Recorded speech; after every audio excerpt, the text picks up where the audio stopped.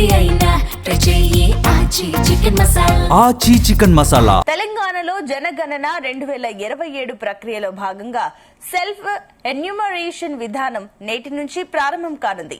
ఈ ప్రక్రియ మే 10 వరకు కొనసాగుతుంది. ఇందుకోసం ప్రభుత్వం అన్ని ఏర్పాట్లను పూర్తి చేసింది. సెల్ఫ్ ఎన్యూమరేషన్ తప్పనిసరి కాదని, ఇది కేవలం ప్రజల సౌలభ్యం కోసం తీసుకొచ్చిన విధానం మాత్రమే అంటున్నారు అధికారులు. తెలంగాణ రాష్ట్ర ఏర్పాటుకు తర్వాత నిర్వహిస్తున్న తొలి జనగణన సర్వేతో పాటుగా పూర్తిగా డిజిటల్ విధానంలో జరుగుతున్న మొదటి జనగణన కూడా ఇదే అంటున్నారు అధికారులు. రాష్ట్ర భౌగోళిక పరిధిలో ఉన్న ప్రతి నిర్మాణాన్ని, ప్రతి కుటుంబాన్ని లెక్కల్లోకి తీసుకుంటామన్నారు. జనగణన రెండో దశ 2027 ఫిబ్రవరిలో ప్రారంభమై వ్యక్తిగత వివరాల సేకరణ చేపట్టనున్నారు.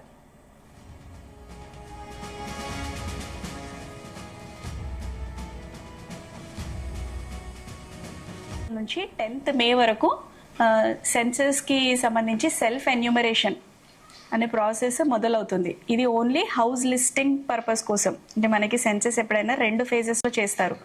ఒక ఫేజ్ లో హౌస్ లిస్టింగ్ చేస్తారు, ఇంకో ఫేజ్ లో పాపులేషన్ ఎన్యూమరేషన్ చేస్తారు. అది ఫేజ్ 2. సో హౌస్ లిస్టింగ్ అనే ఫేజ్ కి సంబంధించి ఇది సెల్ఫ్ ఎన్యూమరేషన్. పాపులేషన్ ఎన్యూమరేషన్ కి కూడా సెల్ఫ్ ఎన్యూమరేషన్ ఉంటుంది. అది దాని డీటెయిల్స్ తర్వాత మీకు కమ్యూనికేట్ చేస్తాము. ఇప్పుడు హౌస్ లిస్టింగ్ కి సంబంధించి అంటే మనకి ఎన్ని ఇల్లులు ఉన్నాయి, ఏ టైప్ ఆఫ్ ఇల్లులు, ఆ ఇల్లులో ఎంతమంది ఉంటారు, ఇంటి గురించి జస్ట్ బేసిక్ డీటెయిల్స్. అందులో ఉన్న పాపులేషన్ గురించి కాదు, ఇంటి గురించి బేసిక్ డీటెయిల్స్. రేపటి నుంచి మనకి సెల్ఫ్ ఎన్యూమరేషన్ అన్నది స్టార్ట్ అవుతుంది.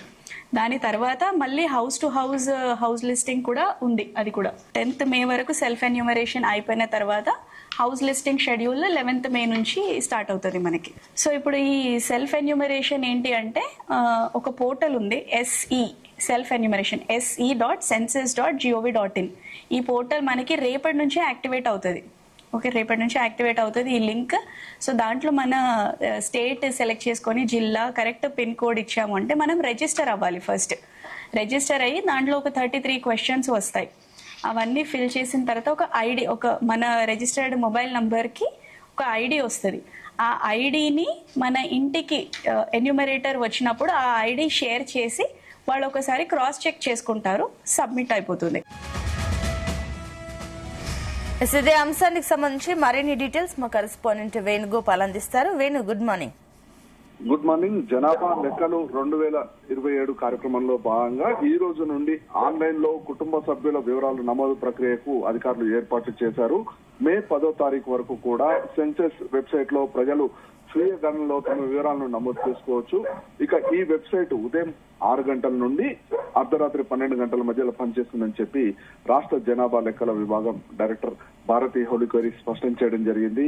ఇక ఏదైతే జనగణన వెబ్సైట్ లో నమోదు చేసుకుంటే ప్రజలు తమ ఇంటికి వచ్చినప్పుడు ఏదైతే సభ్యుల సమాచారాన్ని జనగణన వెబ్సైట్ లో నమోదు చేసుకుంటే రిఫరెన్స్ ఐడి నెంబర్ వస్తుంది. ఇంటికి వచ్చే జనగణన అధికారిక నెంబర్ ఇస్తే స్వీయ గణనలో ఇచ్చిన వివరాలను పరిశీలించి తుది ఆమోదం తెలపనున్నారు. ఇక స్వీయ గణన చేసుకోకుంటే జనగణన అధికారి ఇంటికి వచ్చినప్పుడు నమోదు చేస్తారు అని చెప్పి కూడా ఆమె చెప్పడం జరిగింది. ఇక మరోవైపు ఏవైతే సందేహాలు ఉంటాయో వాటన్నిటిని కూడా ఏదైనా సమస్య వచ్చినా లేకుంటే ఏదైనా సందేహాలు ఉంటే స్వీయ గణనలో ఇందుకు సంబంధించి జాతీయ స్థాయిలో హెల్ప్ లైన్ నెంబర్ కూడా ప్రత్యేకంగా ఏర్పాటు చేశారు. 1855 ని సంప్రదించవచ్చు అని చెప్పి ఇది ఉదయం 10 గంటల నుండి సాయంత్రం 5 గంటల వరకు పనిచేస్తుందని చెప్పారు. ఇక జనగణనలో 33 ప్రశ్నలు ఉంటాయి. అదే మనం స్వీయ గణన చేసుకునేందుకు నమోదు చేసుకుంటే 27 ప్రశ్నలు ఉండబోతున్నాయి. ఇందుకు సంబంధించి ఏవైతే 6 ప్రశ్నలు మాత్రం ఎవరైతే జనన అధికారి ఇంటికి వస్తారో అప్పుడు వారు ఆ ప్రశ్నలకు సంబంధించినటువంటి సమాధానాలను అప్పుడు ఎంటర్ చేయనున్నారు.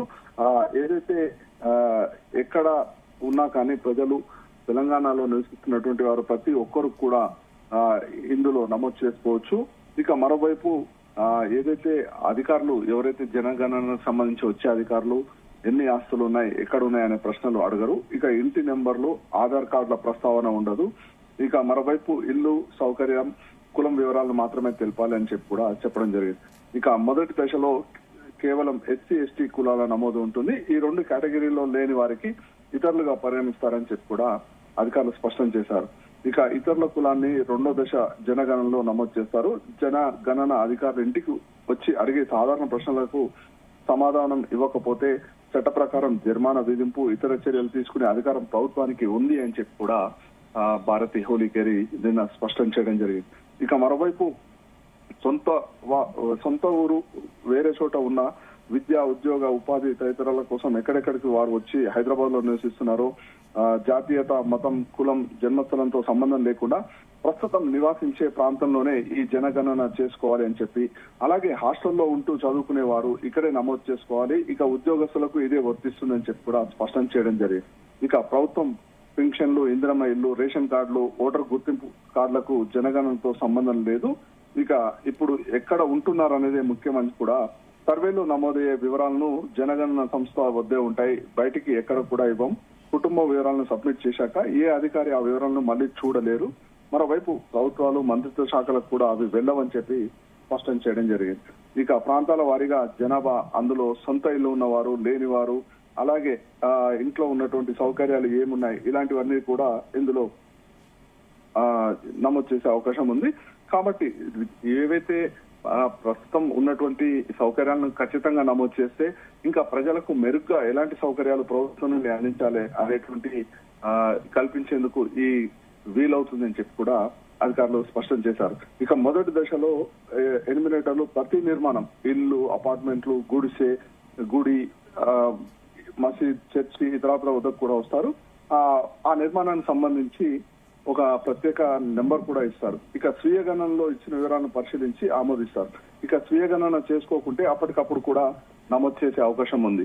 ఇక ఈ ప్రక్రియ కూడా మే 11 నుండి జూన్ 9 వరకు అసలైన జనగణన రెండో దశలోనే ఉంటుంది. అయితే ఇప్పటికే రాష్ట్ర వ్యాప్తంగా కూడా ఎనిమినేటర్లకు ట్రైనింగ్ ఇవ్వడం జరిగింది.